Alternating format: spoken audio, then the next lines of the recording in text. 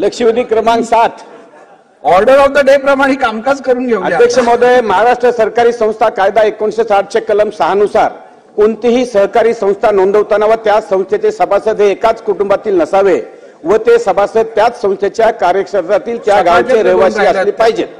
तसेच समान उद्देश असलेल्या दुसऱ्या सहकारी संस्थेचे ते सभासद नसले पाहिजेत अशी स्पष्ट तरतूद आहे। अध्यक्ष महोदय, माझ्या गंगाखेड मतदारसंघातील गंगाखेड तालुका व पूर्णा तालुक्यातील फार मोठ्या प्रमाणात धान्य अधिकोष सहकारी संस्थेची नोंदणी करताना एकाच कुटुंबातील नावे वारंवार दर्शवून धान्य अधिकोष संस्थेची नोंदणी करण्यात आलेली आहे। अध्यक्ष महोदय, नवरा एका गावच्या संस्थेचा चेअरमन आहे तर त्यांची पत्नी दुसऱ्या गावचा चेअरमन आहे, असे धान्य अधिकोष चेअरमन आहेत, अशी वस्तुस्थिती आहे। अध्यक्ष महोदय, तालुक्यातील महसूल अभिलेखावरती गावाची नोंद नसताना व असे कोणतेच गाव अस्तित्वात नसताना देखील तेथील महसूल गावाची नोंद आहे असे दर्शवून दुसऱ्या गावाचे रहिवासी व त्या वस्तीचे रहिवासी दाखवून संस्थेची नोंदणी केलेली आहे। सदरील संस्था ह्या एकाच व्यक्तीने जाणीवपूर्वक राजकीय उद्देशाने ठेवून केलेली आहे। अध्यक्ष महोदय, सदरील संस्था नोंदवून ते जिल्हा मध्यवर्ती सहकारी बँकेच्या निवडणुकांमध्ये भाग घेतात व चुकीच्या मार्गाने बँकेचे संचालक म्हणून निवडून येतात। त्यामुळे ग्रामीण भागातील गोरगरीब शेतकऱ्यांसाठी पीक कर्ज वाटप करणाऱ्या विविध कार्यकारी सेवा सहकारी संस्थेवर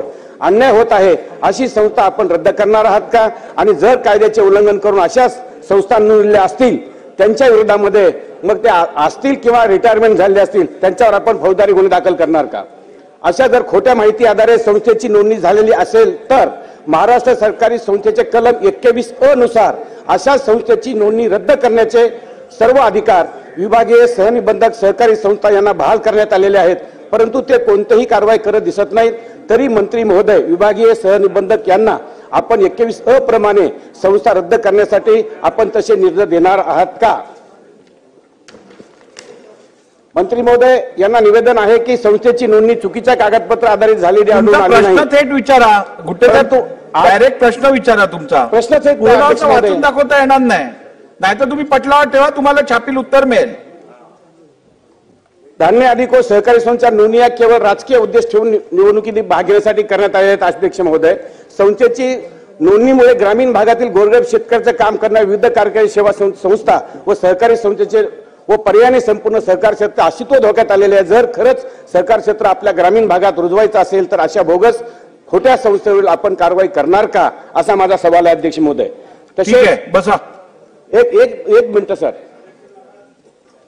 कुट्टे साहेबांनी विचारलेल्या त्याची माहिती आतापर्यंत 13 संस्था रद्द केल्या आहेत, 12 सोनपेठ तालुक्यातील आणि 1 पूर्णा तालुक्यातील। तसेच 81 संस्थेबाबत 42 संस्था गंगाखेड तालुक्यातल्या आहेत व 39 पूर्णा तालुक्यात आहेत। विभागीय सहनिबंधक यांच्याकडे सहकार कायद्यातील कलम नंबर 21A अन्वये नोंदणी रद्द करण्याबाबत सुनावणी सुरू आहे। सदरचे काम अर्धे न्यायिक स्वरूपाचे असून याबाबत कायद्याप्रमाणे उचित कारवाई विभागीय सहनिबंधक यांच्या स्तरावर करण्यात येईल। दुसरा विचारले होते वर्गीकरणाच्या संदर्भात। परभणी जिल्ह्यातील 2011 ते 12 पासून धान्य अधिकोष संस्था नोंदणी करण्यात आली आहे। 2011 ते 22 कालावधीमध्ये साधारणतः 241 संस्था नोंदणी करण्यात आल्या होत। सदर संस्था नोंदणी केल्यानंतर या संस्थांना साधन संपत्ती संस्था असे वर्गीकरण देण्यात आले आहे। प्राप्त झालेल्या विविध तक्रारीनुसार चौकशी केली असता सदर संस्थेचे वर्गीकरण व इतर सर्वसाधारण संस्था करण्याबाबत अभिप्राय सहनिबंधकाच्या समितीने दिले होते। त्यास अनुसरून सहकार आयुक्तांनी 8/4/2022 रोजी पत्राने परिपत्रक निर्गमित केले होते। तथापि त्यावर उच्च न्यायालयात याचिका काही सदस्यांनी दाखल केली होती। उच्च न्यायालयाने काही निर्देश देऊन सदरचे परिपत्रक रद्द केले आहे।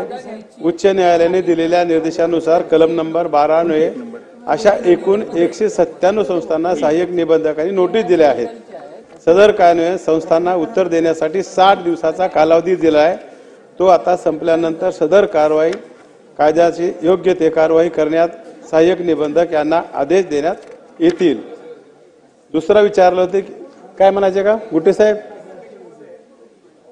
अध्यक्ष महोदय, मला एकच म्हणायचे की ह्या संस्था जे बोगस जे नोंदणी झालेल्या आहेत, आता कोणी रिटायरमेंट झालेला असेल तरी त्याच्यावर आपण कारवाई करणार का, त्यावर फौजदारी कारवाई करणार आहेत का? आणि जे आता आहेत जे अस्तित्वात म्हणजे नोकरीवर असतील त्यांच्यावर आपण डिसमिसची कारवाई करणार का, हा माझा सवाल आहे सर। होय अध्यक्ष महाराज, सदर संस्था 2011-22 या कालावधीत नोंदणी करून त्यांना साधन संपत्ती संस्था असे वर्गीकरण देण्यात आले आहे। सदर वर्गीकरण कशा पद्धतीने दिले, यावेळेचे अधिकारी कोण होते याबाबत चौकशी करण्यात येईल आणि जे अधिकारी त्या काळात त्यांनी केले त्याच्यावर योग्य ती कारवाई केली जाईल।